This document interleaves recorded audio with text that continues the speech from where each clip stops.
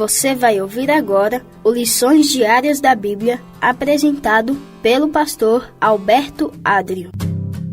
Olá, hoje é quinta-feira, dia 27 de junho, e o tema do estudo de hoje é Duas Eternidades. O texto que baseia o estudo de hoje é 2 Coríntios, capítulo 5, versículo 10. Aqui, o apóstolo Paulo escreveu o seguinte: porque é necessário que todos nós compareçamos diante do tribunal de Cristo, para que cada um receba segundo o bem ou o mal que tiver feito por meio do corpo.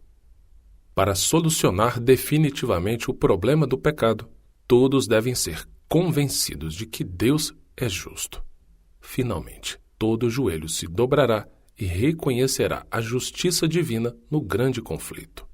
Até mesmo Satanás e seus anjos reconhecerão que nunca houve justificativa para a rebelião.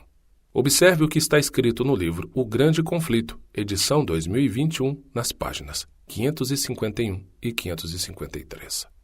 Logo que os livros de registro são abertos e o olhar de Jesus incide sobre os ímpios, eles se recordam de todo o pecado cometido. Veem exatamente onde seus pés se desviaram do caminho da pureza e da santidade, precisamente até onde o orgulho e a rebelião os levaram na violação da lei de Deus. As sedutoras tentações que estimularam cedendo ao pecado, as bênçãos pervertidas, os mensageiros de Deus desprezados, as advertências rejeitadas, as ondas de misericórdia rebatidas pelo coração obstinado, impenitente. Tudo aparece como escrito com letras de fogo. Todo o mundo ímpio está em julgamento perante o tribunal de Deus, acusado de alta traição contra o governo do céu. Não há ninguém para pleitear sua causa. Estão sem desculpa e a sentença de morte eterna é pronunciada contra eles. Os textos bíblicos de Salmo 37, verso 20, Malaquias, capítulo 4, versos 1 e 2, e Apocalipse, capítulo 20, verso 9, nos revela como será a destruição do pecado e dos pecadores e a recompensa dos justos.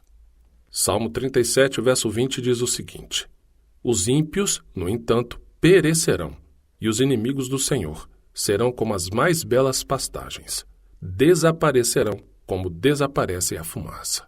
Malaquias 4, versos 1 e 2 nos diz o seguinte: pois eis que vem o dia queimando como fornalha.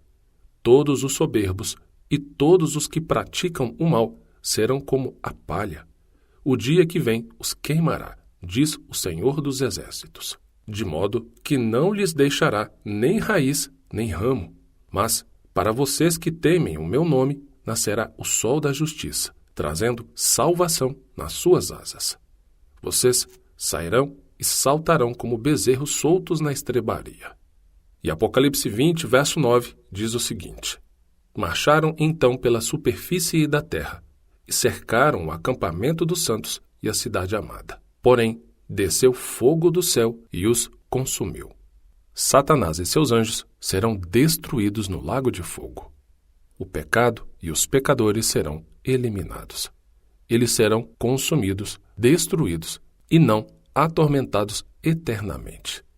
Essa noção de um tormento eterno, queimando os seres vivos, Satanás e os demônios, por toda a eternidade, não tem apoio bíblico. Outras passagens bíblicas, incluindo as que acabamos de ler agora há pouco, deixam claro que Deus, sim, destruirá os pecadores, Satanás e os demônios com fogo. Isso é fato.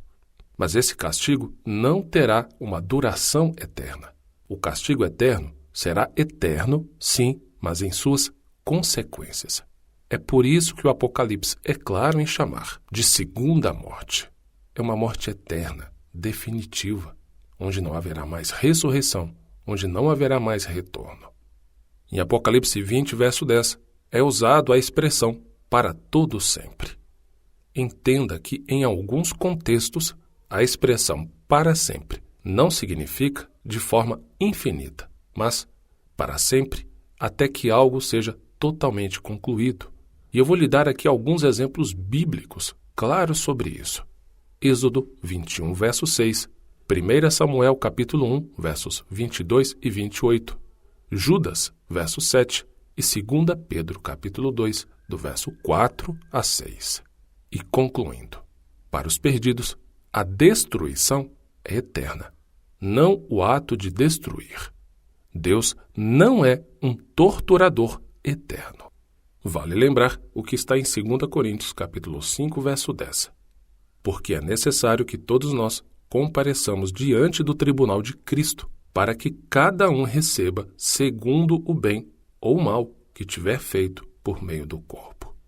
Ao concluir aqui o estudo de hoje, eu vou deixar com você também o texto para a sua leitura bíblica, e a passagem é Miqueias, capítulo 3. Um grande abraço e, com a permissão do Senhor, amanhã continuaremos o nosso estudo.